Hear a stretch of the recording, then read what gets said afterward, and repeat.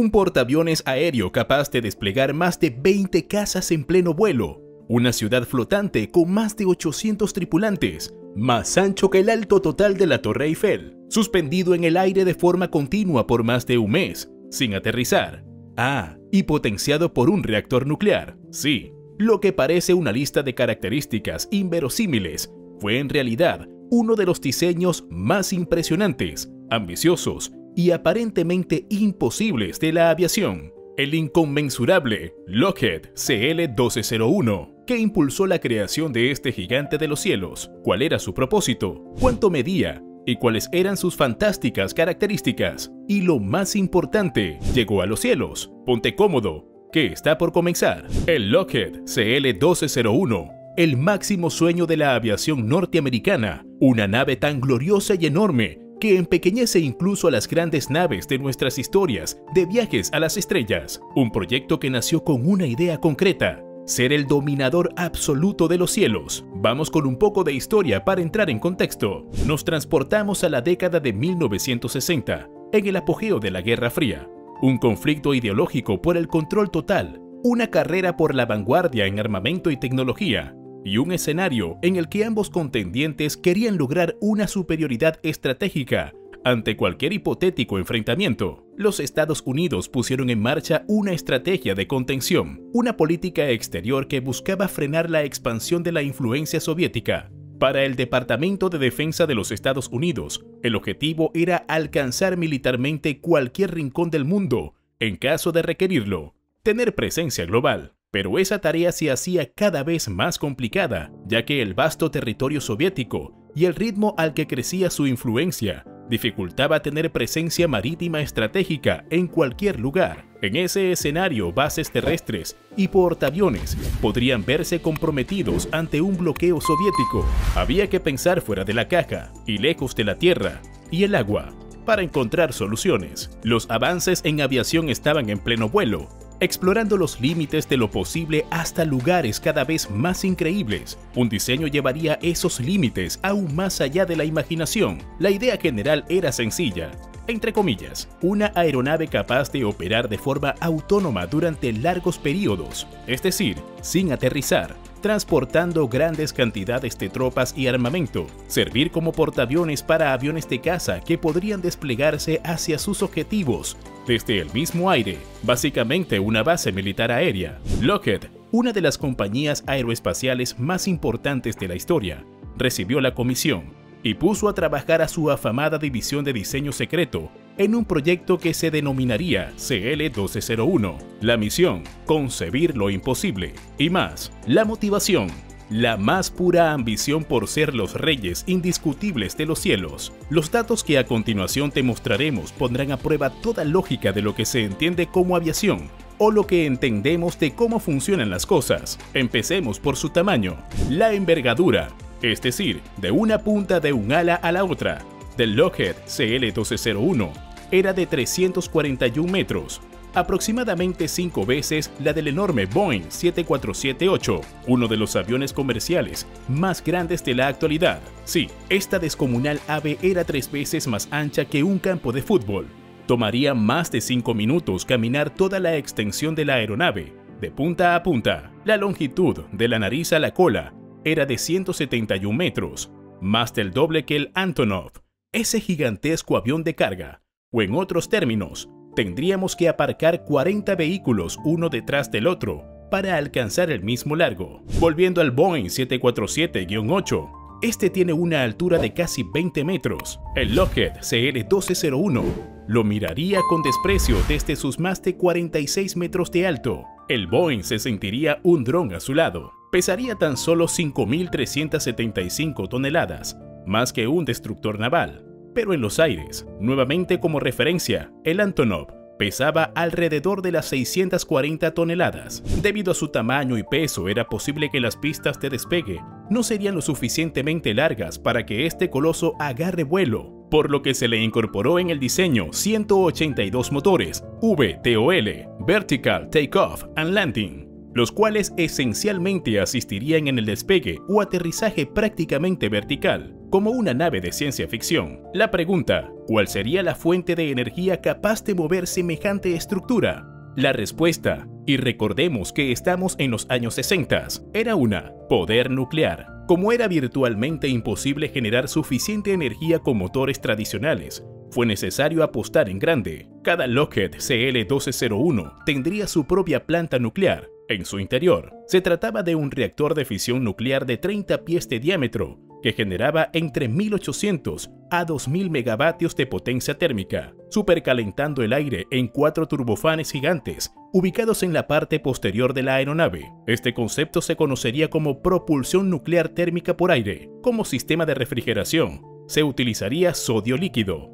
Con semejante fuente de energía, esta gigantesca aeronave podría mantenerse en el aire por 41 días, 6 semanas de constante servicio las 24 horas del día, antes de tener que aterrizar para reabastecerse. Estaba protegido por 20 pies de blindaje para garantizar que ningún componente radioactivo afecte a la tripulación, además de resistir un impacto de hasta 600 millas por hora en caso de accidente, sin liberar material radioactivo. En teoría, claro, que una planta nuclear aérea en funcionamiento esté sobrevolando territorios civiles, en el menor de los casos, polémico. Para controlar y mantener operativa esta auténtica base militar aérea, se necesitaría una tripulación un poco más numerosa que los 5 oficiales que operaban un B-52 Stratofortress. Se estima que se necesitaban, en la versión más ambiciosa del proyecto, entre 500 y 845 tripulantes, al menos una decena de pilotos y copilotos rotativos, más de 20 operadores de sistemas de vuelo,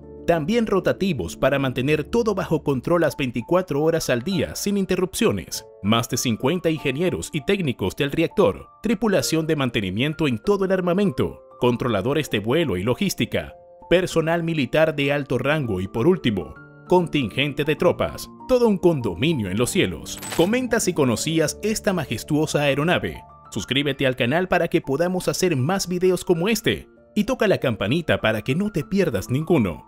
Pero sigamos hablando del Lockheed CL-1201. Existían 3 versiones de esta aeronave. La más impresionante y la que viste en la miniatura del video era la variante AAC, siglas en inglés para Attack Aircraft Carrier, traducido simplemente como aeronave portaaviones de combate. Así como lo ves en la imagen, bajo sus gigantescas alas, el CL-1201 llevaría no misiles, sino aviones caza listos para desplegarse y entrar en una misión de reconocimiento o combate, convirtiendo al Lockheed en una plataforma aérea nodriza, capaz de transportar, lanzar y recuperar hasta 24 aviones caza tripulados. Bajo cada ala estarían 11 cazas colgados, más 2 en los hangares. Si bien nunca se especificó el tipo de avión de combate, se cree que estaba pensado para transportar cazas F-4 Phantom II, uno de los más icónicos y exitosos cazas de combate en los tiempos de la Guerra Fría. El sistema constaba de puntos de anclaje suspendidos llamados pilones, similares a los sistemas que transportan misiles y bombas bajo las alas de cualquier avión. Su lanzamiento sería directamente desde el aire, en un desacoplamiento controlado, pudiendo entrar en combate prácticamente de inmediato.